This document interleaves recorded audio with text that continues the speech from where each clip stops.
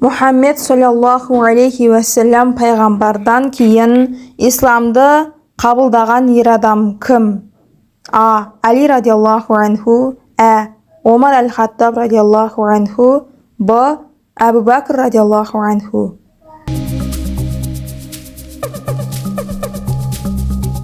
Б. Абу Бәкір радиаллаху анху.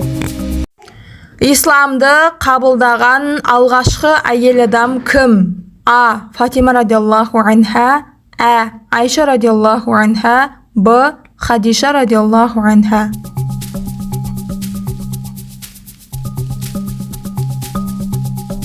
Дұрыс жауабы Хадиша радиаллаху анха. Балалардың ішінен исламды алғаш қабылдаған кім? А. Абдулла. А. Али ибн Абу Талиб. Б. Ибрахим.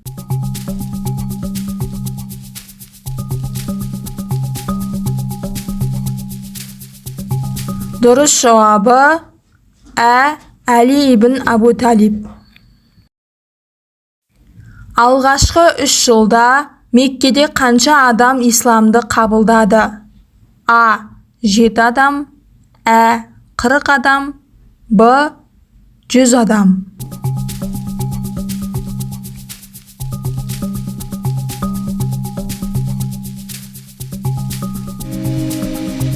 Дұрыс жауабы А. 40 адам.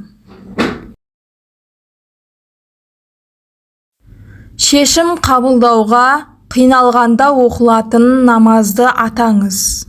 А. Дұға намазы. А. Қажет намазы. Б.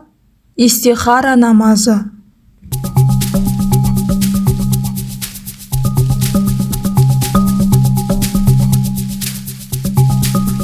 Дұрыс жауабы Б. Истихара намазы.